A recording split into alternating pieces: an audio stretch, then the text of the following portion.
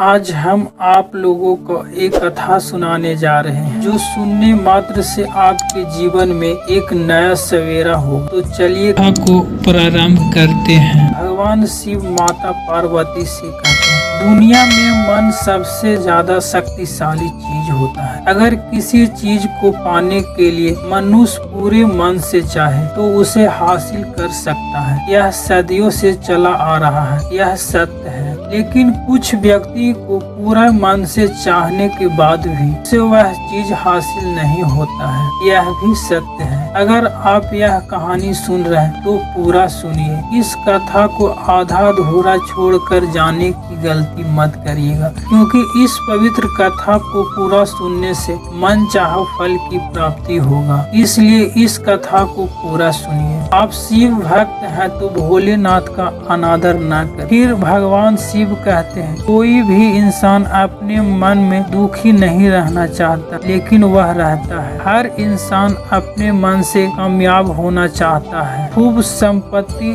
और वैभव कमाना चाहता है, लेकिन फिर भी वह कामयाब नहीं होता है। भला ऐसा दुनिया में कौन इंसान होगा जो अपने मन में यह चाहेगा, मैं नाकामयाब रहूं, सुख संपत्ति वैभव न कमाऊं। फिर भगवान शिव माता पार्वती से कहते हैं, इसे दो चीज निकलकर सामने आता है। या तो यह बात गलत है कि मन से चाही हुई चीज हासिल नहीं हो सकता है, या वह इंसान गलत हो सकता है। इस पर माता पार्वती कहते हैं, हे देवों के देव महादेव, कृपया मुझे इसे विस्तार से बताएं। फिर भगवान शिव कहते हैं, हे देवी, आज मैं एक कहानी सुनाने वाला हूँ। उसमें मानव कल्याण के लिए एक ऐसा मंत्र दूंगा जिसे समझने के बाद मानव मन से कोई भी चीज कैसे करवाई जाती है, मन में किसी भी प्रकार का बीज कैसे बोया जाता है। इस कहानी के मानव को अच्छी तरह समझ में आ जाएगा। आप भी इस कहानी को समझिए। तो चलिए कहानी की शुरुआत कर। एक बार की बात है, एक व्यक्ति के जीवन में सिर्फ दुख ही दुख था। वह जो भी काम करता था उस बेचारे का वो काम पूरा नहीं होता। घर में आता तो घर में हरदम कलेश बना रहता। वह व्यक्ति किसी से मदद मांगता तो उसे कोई मदद नहीं करता। मानो ऐसा लगता था कि चारों ओर से दुखों का पहाड़ टूट पड़ा है। उसे समझ में नहीं आ रहा कि इन दुखों से कैसे पार कर सकता। वह दिन रात यही सोचा करता कि मैं अपने दुखों से कैसे छुटकारा पा सकता हूँ। इस कारण वो रातों में सो भी नहीं पाता। उसकी आंखों के नीचे बड़े बड़े काले घेरे धब्बे पड़े, जो इस बात का प्रतीक कर रहा था कि वह व्यक्ति कितना दुखी है, कितना चिंतित है। वो इतना दुखी हो गया था कि उसने अंततः निर्णय, वो इन दुखों से छुटकारा पाकर रहेगा, और उसे चाहे कितना भी मेहनत क्यों न करना पड़े, कुछ भी करना पड़े, चाहे अंगारों पर भी चलना पड़े, लेकिन इन दुखों से छुटकारा हासिल करके रहेगा। ऐसे ही विचार उनके मन में आए। एक दिन अपने मित्र से पूछा, मैं अपने दुखों को कैसे दूर कर सकता हूँ? उसके मित्र ने बताया, तुम किसी सन्यासी के पास जाओ। सन्यासी के पास ऐसे मंत्र होते हैं जिससे सारे दुख मिट जाते, जीवन खुशियों से भर जाता है और धन संपदा की वृद्धि होता है। तुम किसी ऐसे संत को ढूंढो जिसे तुम्हारा काम बन जाए। उस व्यक्ति के मन में यह बात पूरी तरह से बैठ गया। अब वह सन्यासी ही मेरा दुख दूर कर सकता है। मुझे किसी ऐसे सन्यासी का पता लगाना होगा।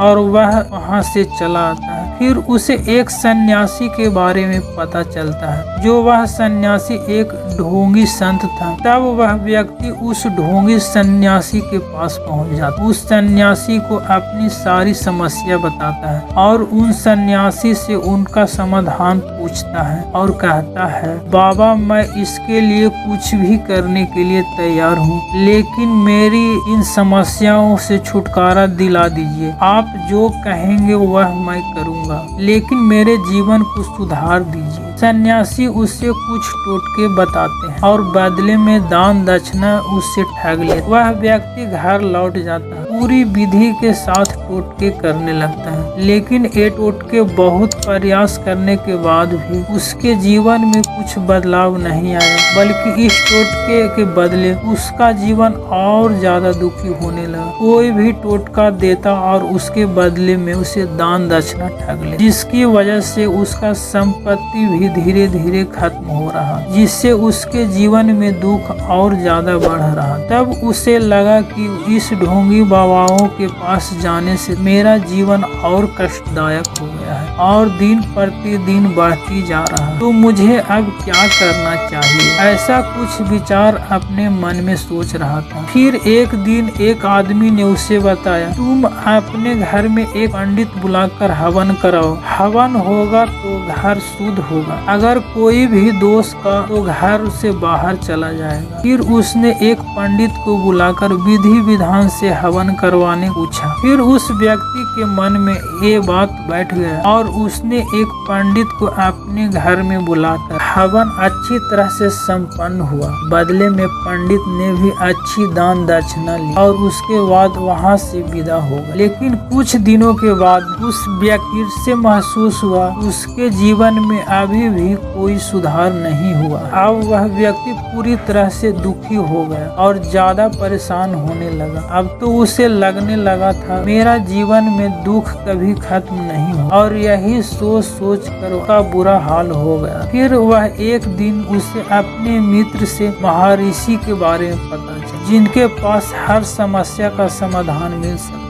यही सोचकर वह व्यक्ति उस महर्षि के पास पहुंचता है। जब वहां पहुंचता है और देखता है कि महर्षि ध्यान पे बैठे हुए हैं, यह देखकर वह आदमी वहीं पर चुपचाप बैठकर महर्षि को ध्यान से बाहर आने का प्रतीक्षा करता है। थोड़ी देर बाद महर्षि अपनी आंखें खोलते हैं और अपने सामने बैठे उस दुखी और परेशान व्यक्ति को देखा। वह उसकी आंखों के नीचे काले घेरे धब्बे देखकर समझ गए ये व्यक्ति अपने जीवन में बहुत परेशान है। उसे संबोधित करते हुए महर्षि ने पूछा, हमारे पास क्या लेने आए हो? उस व्यक्ति ने कहा, हे महात्मा, मैं अपने जीवन को बहुत परेशान हूँ। मैंने अपने दुखों को दूर करने के लिए बहुत सारे उपाय देख लिए, कितने टोटके भी किया, कई मंदिरों में गया, पूजा पाठ भी करवाया, हवन भी करवाया, लेकिन मेरा दुख पीछा ही नहीं छोड़ रहा है। इसीलिए आज मैं हार मान के आपके सामने अपने दुखों के समाधान के लिए आया हूँ। व्यक्ति की बात सुन महर्षि मुस्कुराए और कहे, तुम्हें सभी दुखों से छुटकारा मिल जाएगा, लेकिन उसके लिए तुम्हें एक मुश्किल काम करना होगा। व्यक्ति ने कहा, हे महात्मा, जो आप बोलेंगे मैं वो करने के लिए तैयार हूँ, चाहे उसके लिए मुझे अंगारों पर भी चलना मैं करूँगा, जैसा आप आज्ञा दीजिए। इस पर महर्षि ने कहा, अंगारों पे चलना तो बहुत छोटा काम है, वह मैं तुमसे नहीं करवाने वाला हूँ। मैं जो तुमसे करवाने वाला हूँ वो बहुत ही कठिन काम है। आप जो काम कहेंगे वह मैं करूँगा। एक मंत्र है, तुम उस मंत्र को पूरा कर पाओगे?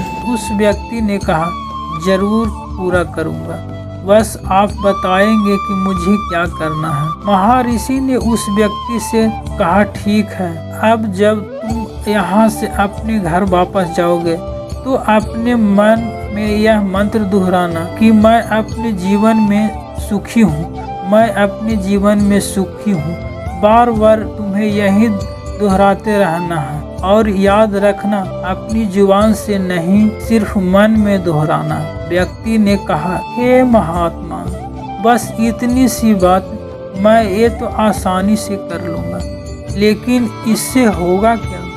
इस पर महर्षि ने कहा, तुमने जब इतने सारे उपाय करके देख लिए लेकिन फिर भी कोई समाधान नहीं मिला, तो एक बार इस मंत्र को जरूर करके देख। व्यक्ति ने कहा, ठीक है, मैं जरूर इस मंत्र को करूँगा।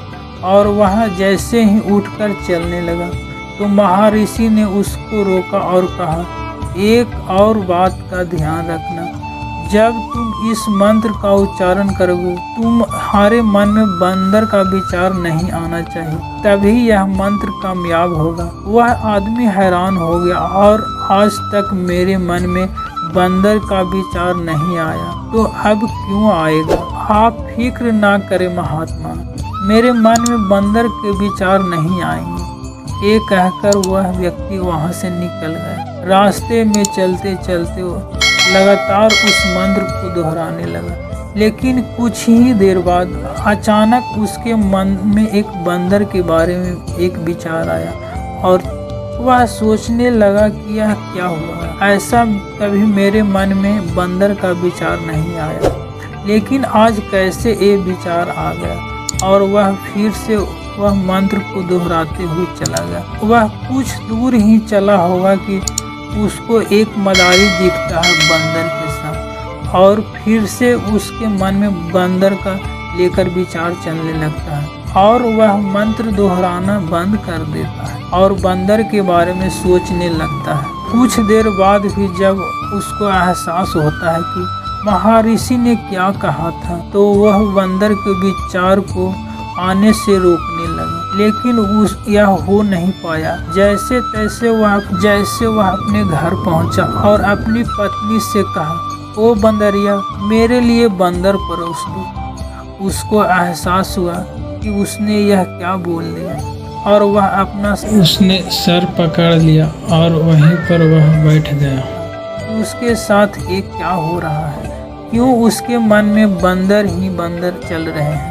रात भर यह सोच कर वह सो नहीं पाया और सुबह का इंतजार करने लगा। सुबह होते ही वह सीधा महर्षि के पास पहुंचा और उनके चरणों में गिरकर बोला, हे महात्मा, मेरे साथ पता नहीं ये क्या हो रहा है। मेरे मन में बंदर के विचार पता नहीं कैसे आ रहे हैं। आज तक तो कभी ऐसा नहीं हुआ था, लेकिन कल से जब आपने मुझे कहा था बंदर का विचार नहीं आना चाहिए था, उसके बाद मुझे हर जगह बंदर ही बंदर नजर आते हैं। और अभी भी आपके पीछे जो पेड़ है उसके ऊपर भी एक बंदर केला खाता हुआ दिख रहा है। ऐसा क्यों हो रहा है महात्मा? आप कृपा करके मेरी मार्गदर्शन करिए। महर्षि मुस्कुराए और कहा, बेटा, ये मन का जाल है। ऐसा जाल समझ पाना इतना आसान नहीं है। बंदर तो तुम्हारे रास्ते में पहले भी आते। जब तुम मेरे पास आए थे तो इन्हीं पैरों पे